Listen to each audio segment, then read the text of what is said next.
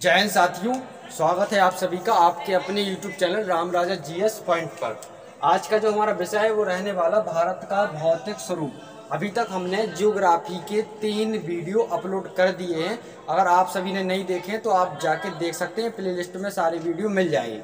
आज का हमारा जो वीडियो है वो चौथा वाला पार्ट है और आज हम पढ़ने वाले हैं भारत का भौतिक स्वरूप, यानी ज्योग्राफिकल तरीके से हम पढ़ने वाले हैं, मैप के तरीके से पढ़ने वाले हैं। बड़े आराम से पढ़ेंगे, समझिए क्या पढ़ने वाले हैं। ठीक है, तो भारत का भौतिक स्वरूप, भारत के भौतिक स्वरूप में देखा जाएगा। अभी तक तो हमने पढ़ा था एक प्रकार से राजनीतिक चीज़ें जो हमने पढ़ी थी पिछले वीडियो में, जैसे भारत के जो कितने राज्य हैं और इसके अलावा भारत की स्थिति देखी जाए तो क्या है, उत्तर और दक्षिण के बिंदु जो हम पढ़ चुके थे, पूरब और पश्चिम के बिंदु पढ़ चुके थे, सारे हमने द्वीप भी पढ़ लिए। मतलब बहुत सारा वीडियो हम कवर कर चुके हैं। आज का जो हमारा टॉपिक रहने वाला है वो पर्वत, मैदान, पठार, तटीय मैदान, मरुस्थल, द्वीप और इन सब चीज़ों को लेके रहने वाला है। मतलब कहा जाए तो भारत का एक प्रकार से ज्योग्राफिकल तरीके से हम पढ़ने वाले हैं। ठीक है, तो सबसे पहली चीज़ देखते हैं हम पर्वत। आपको पता है कि भारत में पर्वत बहुत सारे पाए जाते हैं, जैसे हिमालय पर्वत आपका नाम सुना होगा। इसके अलावा दूसरा आ जाता है यहाँ पर माउंट एवरेस्ट का नाम भी सुना होगा आपने। इसके अलावा यहाँ पर सिक्किम में एक चोटी है जिसका नाम कंचनजंगा, इसका भी नाम सुना होगा। तो मतलब इन सब चीज़ों के बारे में हम पढ़ने वाले हैं। तो सबसे पहले आपको बता दें, ये जो हमारा भारत का मैप है, इस तरह से यहाँ पर देखा जाए तो यहाँ पर जो सबसे लंबी पर्वत श्रेणी है जिसका नाम है हिमालय पर्वत श्रेणी। हिमालय पर्वत श्रेणी को यहाँ पर 4 भागों में बांटते हैं। इस तरह से आता है, एक भाग यहाँ पर आता, दूसरा इस तरफ से चला जाता तो एक ऐसा भाग आता, और तीसरा एक भाग आता तो ऐसा है। और इस प्रकार की मान लो कि 4 प्रकार की श्रेणियाँ बनाई गई थी जिनको हिमालय श्रेणी कहा जाता है। ठीक है, इनमें 4 हिमालय श्रेणी को 4 भागों में बांटते हैं। सबसे ऊपर का जो हिमालय होता है इसको कहते हैं ट्रांस हिमालय। क्या कहते हैं? ट्रांस हिमालय। इसके बाद दूसरे नंबर की जो पर्वत श्रेणी है इसको हम कहते हैं बृहद हिमालय। बृहद हिमालय। और तीसरे नंबर की जो पर्वत श्रेणी है इसको हम कहते हैं लघु हिमालय। क्या कहते हैं? इन तीनों चारों चीज़ों को आप याद रखिए, बहुत अच्छे से पढ़ने वाले। इसके अलावा चौथी जो सबसे लास्ट की पर्वत श्रेणी है, मतलब कि कहा जाए अगर तो ये जम्मू कश्मीर और उत्तर प्रदेश के कुछ उत्तरी इलाकों, मतलब नेपाल से सटा हुआ इलाका है, उस तरफ इस श्रेणी का ज़्यादा महत्व देखने मिलता है। तो इसको बोलते हैं हम कौन सा? शिवालिक श्रेणी। शिवालिक श्रेणी। इस 4 श्रेणियों में हिमालय श्रेणी को 4 भागों में बांटा। सबसे पहला बता दें आपको तो कौन सा है? ट्रांस हिमालय आता, इसके बाद बृहद हिमालय आता, फिर लघु हिमालय आता, और फिर चौथे नंबर की जो श्रेणी है वो शिवालिक श्रेणी आ जाती। अब मैं सबसे पहले आपको यहाँ पे बता दूँ, यहाँ पर जो ये वाला हिस्सा है ये चाइना का हिस्सा है जिसको कहते हैं अक्साई चीन। क्या कहते हैं? अक्साई चीन। तो ट्रांस हिमालय का बहुत सारा भाग चाइना में आता लगभग। ठीक है, इस चीज़ को आप समझिए। तो यहाँ पर अपने भारत की मतलब कि कहा जाए तो यहाँ पर सबसे ऊंची चोटी अगर ट्रांस हिमालय की देखी जाए तो वो कौन सी है? K2, यानी गॉडविन ऑस्ट्रिच का नाम आपने सुना होगा, K2, वो ट्रांस हिमालय का ही चोटी है। तो मतलब अगर उसकी लंबाई की बात की जाए तो 8611 है। 8611 मीटर लगभग ऊंची चोटी है। अगर क्वेश्चन पूछा जाए कि ट्रांस हिमालय की सबसे ऊंची चोटी कौन सी है तो आप बताइएगा कौन सी चोटी है? K2। ठीक है, इसके बाद यहाँ पर भी बहुत सारी चोटियाँ बनाई गई छोटी छोटी करके, तो इस तरफ से चला जाता है, ये पूरा मेघालय तक चला जाता है। ठीक है, इसके अलावा दूसरा जो भाग है जिसको बोलते हैं हम क्या? बृहद हिमालय। अब बृहद हिमालय की बात करें तो ये अपने भारत का कुछ हिस्सा आ जाता है, अगर सिक्किम और इन सब इलाकों को लेके हुए जाता है। ठीक है, बृहद हिमालय।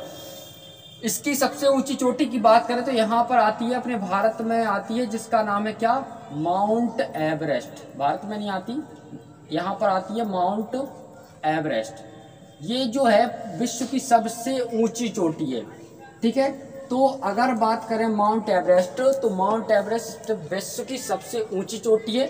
इसके अलावा किस हिमालय का भाग है तो आप बताइएगा बृहद हिमालय का भाग है। ठीक है, इसको नेपाल में क्या कहा जाता तो आपको बता दें, जो माउंट एवरेस्ट है इसको नेपाल में कहा जाता है सागर माथा।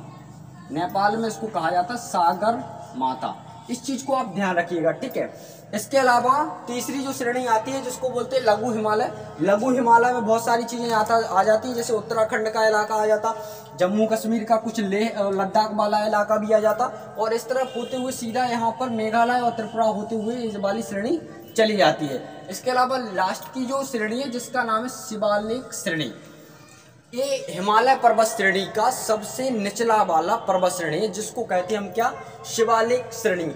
इस शिवालिक श्रेणी की सबसे ऊंची चोटी जैसे कहा जाए तो बहुत ऊंची चोटी नहीं है, जैसे उत्तराखंड का देहरादून आता वो शिवालिक श्रेणी पर है। इसके अलावा जम्मू कश्मीर का जो आता कुछ इलाका वो भी शिवालिक श्रेणी पर है। तो मतलब कहा जाए तो खास कोई चोटी ऊंची चोटी शिवालिक श्रेणी पर नहीं है। हमने हिमालय पर्वत को 4 भागों में बांटा था। कौन कौन से?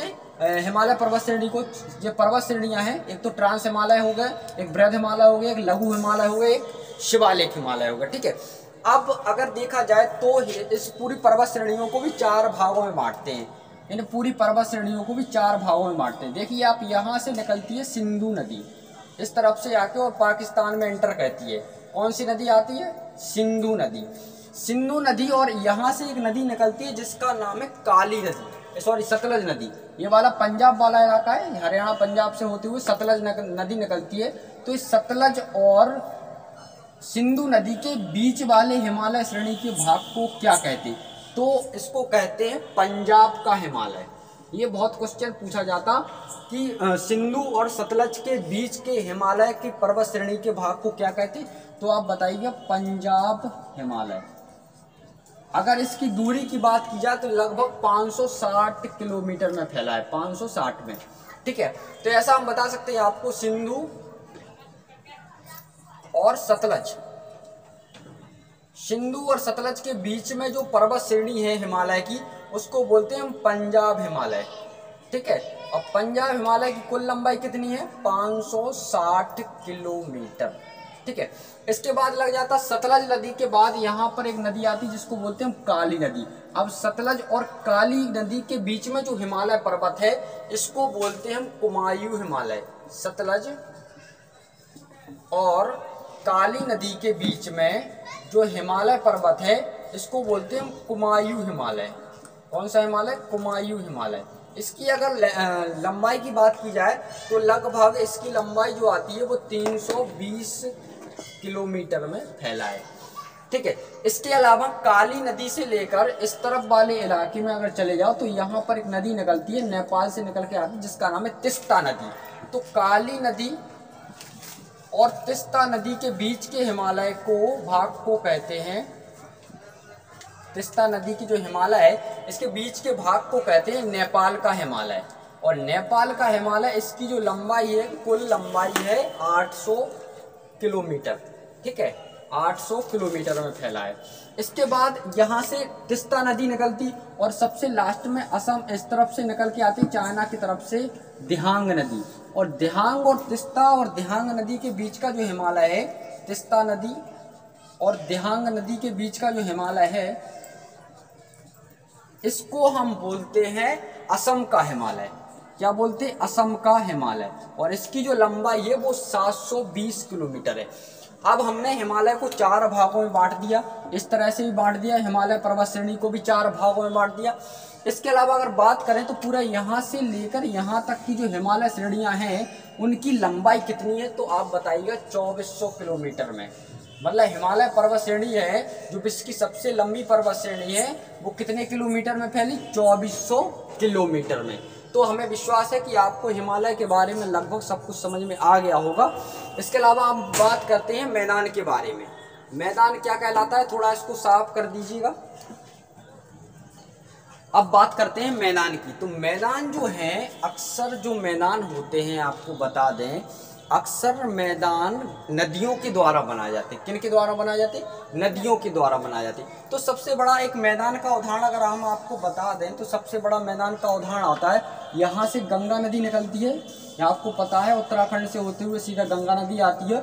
और इस तरफ से एक नदी आती है जिसको बोलते हैं हम कौन सी नदी? ब्रह्मपुत्र नदी। और गंगा और ब्रह्मपुत्र नदी जहाँ मिल जाती है जिस इलाके में, इस इलाके वाले मैदान में सबसे ज़्यादा कृषि के संबंध में उपयोगी भूमि पाई जाती है। ठीक है। तो कह सकते हैं भारत का सबसे बड़ा मैदान कौन सा है, तो आप बताइएगा गंगा ब्रह्मपुत्र का मैदान, गंगा और ब्रह्मपुत्र नदी का मैदान, ठीक है। इसके अलावा अब बात कर लेते हैं हम किसकी, पठार की। तो पठार क्या है, हम आपको बता दें कि यहाँ अपने बीच का एक डिवाइडेशन कर देते हैं भारत के बीच में। तो यहाँ एक बीच के डिवाइडेशन में विंध्याचल पर्वत आता, बीच का डिवाइडेशन जो अपने भारत का करता है विंध्याचल का पर्वत।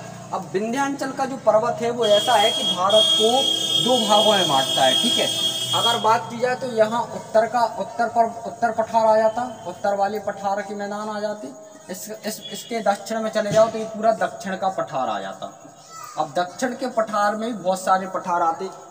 अब आपको क्वेश्चन बनेगा कि जो ऐसा विंध्याचल पर्वत जो है वो भारत को दो भागों में डिवाइडेशन कर देता है। विंध्याचल पर्वत जो है वो भारत के बिल्कुल बीच से गुजरता है। तो कहा जाए तो भारत का उत्तर, विंध्याचल पर्वत के उत्तर में चले जाओ तो उत्तर का पठार आता है और दक्षिण में चले जाओ तो दक्षिण का पठार हो जाते। अब उत्तर के पठार में देखा जाए तो जैसे यहाँ पर एक पठार आता है जिसका नाम है, आपको पता है, यहाँ पर एक पठार है अरावली की पर्वत श्रेणियाँ हैं। अरावली की पर्वत श्रेणियाँ में सबसे ऊंची अरावली पर्वत श्रेणी की एक चोटी है जिसका नाम है गुरु शिखर, गुरु शिखर। और अगर पूछा जाए सबसे पुराना पठार कौन सा है तो आप बताइएगा अरावली का पठार। और अरावली पठार की सबसे ऊंची चोटी कौन सी है, गुरु शिखर, ठीक है। इसके बाद आ जाता अपना लास्ट में चले जाओ तो आ जाता, यहाँ पर आता मालवा का पठार। मालवा के पठार के बाद नीचे चले जाओ तो यहाँ पर आता दक्कन का पठार, दक्कन का पठार भी आता, ठीक है। इसके अलावा सतपुड़ा रेंज आती, यहाँ पर मध्य प्रदेश और छत्तीसगढ़ के बीच में सतपुड़ा रेंज आती। और सतपुड़ा रेंज मतलब सतपुड़ा का पठार आता है। और सतपुड़ा पठार की सबसे ऊंची चोटी का तो आपको पता ही है कौन सी है, धूपगढ़, जो लगभग 1350 मीटर ऊंची है, ठीक है। इस चीज़ को आप याद रखना।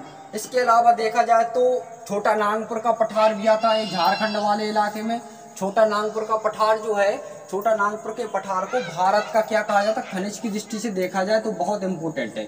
छोटा नागपुर का जो पठार है खनिज की दृष्टि से बहुत इंपॉर्टेंट है, इसीलिए इसको क्या कहा जाता है, भारत का, छोटा नागपुर के पठार को भारत का रुर कहा जाता है। क्या कहा जाता है, रुर कहा जाता है। ये इंपॉर्टेंट चीज़ है, इसको आप याद रखिएगा, ठीक है। और अपने भारत के इस तरफ कोने में चले जाओ तो यहाँ पर गारो, खासी, जयंतियाँ, बहुत सारी चोटी भी हैं, ऊंची ऊंची पर्वत श्रेणियाँ हैं। यहाँ पर गारो, खासी और जयंती नाम की जनजातियाँ भी रहती हैं। उन्हीं जनजातियों के नाम पर वहाँ की पर्वत श्रेणी, पर्वत जो पठार है उनका नाम रख दिया गारो, खासी और जयंतियाँ।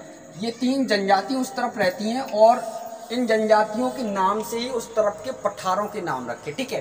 तो ये हमारा 3 टॉपिक हमने बताए, पर्वत, मैदान और पठार। इसके बाद हमारा जो नेक्स्ट वीडियो आएगा उसमें तटीय मैदान, मरुस्थल और द्वीप पढ़ेंगे।